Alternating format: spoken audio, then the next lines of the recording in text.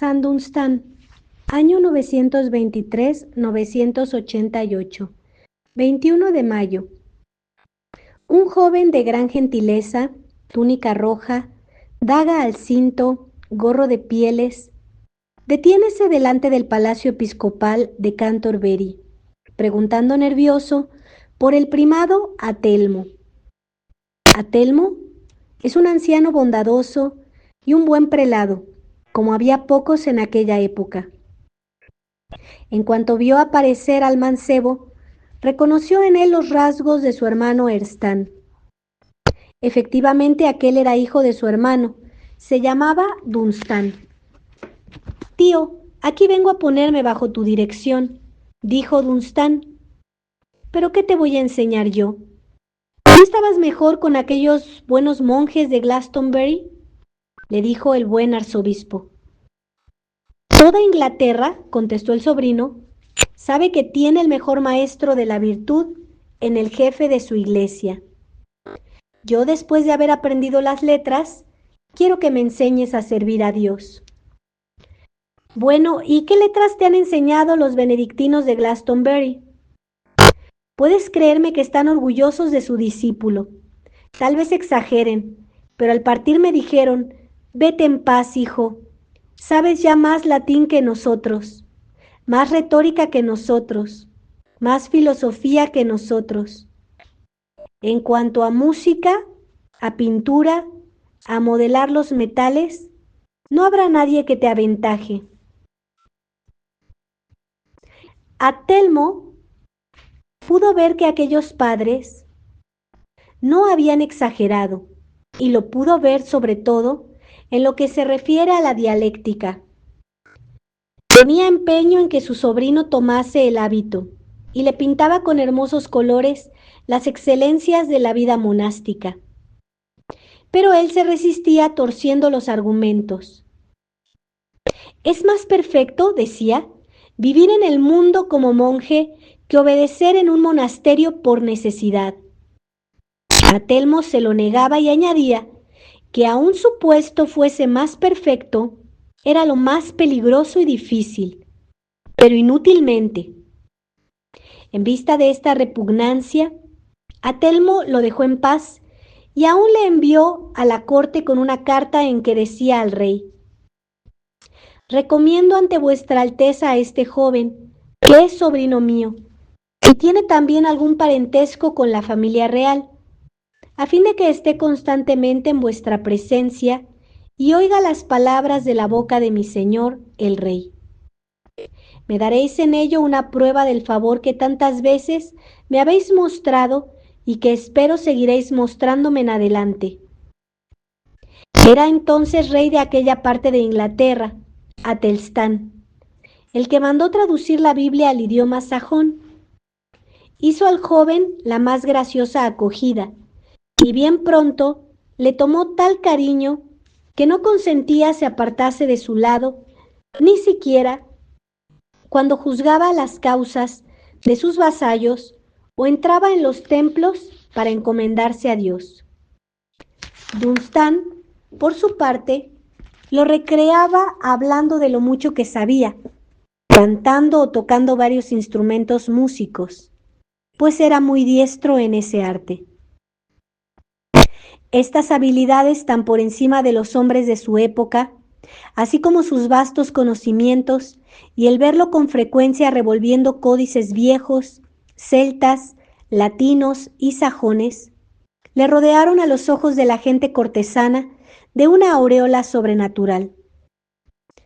Algunos envidiosos empezaron a pensar que aquel joven tenía tratos con el demonio y apoyaban sus pensamientos en algunos sucesos milagrosos con que Dios había protegido la infancia de Dunstan. Un caso singular vino a confirmar, según ellos, sus sospechas. Dunstan poseía también admirablemente el arte de la pintura. Una matrona ilustre rogóle un día que fuese a su casa para que le hiciese el dibujo de una casulla que quería hacer para el culto divino. Dunstan accedió, y a la vez que los pinceles llevó el arpa, que dejó colgada en la pared. Estaba abstraído en la operación del dibujo cuando el arpa, sin que nadie la pulsase, empezó a tocar de una manera prodigiosa aquella conocida antífona del oficio de los mártires, Gaudent in Celis. El ama de la casa, las hijas y las criadas contaron el suceso, haciéndose lenguas del santo joven. Pero sus émulos de la corte lo interpretaron siniestramente y lograron retirarle el favor del rey. Dunstan observó un día y otro que el rey estaba serio con él, y esto le movió a dejar aquel lugar de intrigas y retirarse a Glastonbury, donde había nacido y estudiado. Allí, junto al monasterio de Santa María, construyó una celdilla que tenía 5 pies de largo, 2 y medio de ancho, y de alto la talla de un hombre. En ella se consagró a la más estrecha penitencia, a la más encumbrada oración y a labrar objetos piadosos para iglesias, modelando alhajas delicadísimas en esmalte, repujado, pintura y orfebrería. Su minúscula habitación veíase constantemente rodeada por las muchedumbres. El diablo se le aparecía en formas diversas. Un día vino sucesivamente en figura de oso, de lobo y de zorra. La primera vez lo ahuyentó con la señal de la cruz, la segunda siguió cantando salmos, sin hacer caso de él, y la tercera le dijo riendo: «Ahora has acertado. Esa es la figura que te conviene». Marchó más para venir luego en forma humana a asomarse a la ventanilla. El santo, en cuanto lo ve, coge unas tenazas ardientes que tenía para trabajar el hierro, le agarra con ellas la cara y a fuerza de tirar le introduce en la celda. El otro chillaba y forcejeaba hasta que logró escapar diciendo: «¡Oh, qué cosas hace este calvo!». Eso de calvo era una calumnia del enemigo, porque Dunstan tenía una hermosa cabellera, aunque muy suave y entonces poco crecida.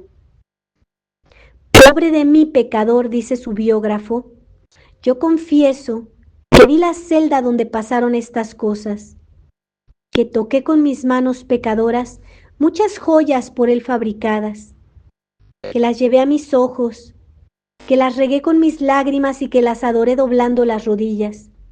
Tal fue la casa del joven, tal fue su lecho, ningún palacio se les puede comparar, pues gracias a tales estrecheces reciben consuelo los enfermos y los desgraciados». Entre tanto, Atelstan había muerto y su hermano Edmundo reinaba en su lugar. Y Edmundo no solamente obligó a Dunstan a volver a su palacio, sino que le hizo el hombre de toda su confianza. Le nombró su canciller y le dio la abadía más antigua de Inglaterra, la de Canterbury. En ella y en otras 5 por él levantadas, introdujo Dunstan todo el rigor de la regla benedictina. Como canciller aconsejaba al monarca en todos los negocios y escribía los documentos particulares y públicos, y los confirmaba. En ellos aparece su firma en esta forma: «Yo, Dunstan, abad, aunque indigno, compuse esta carta y la escribí con mis propios dedos». Esto era por los años 945.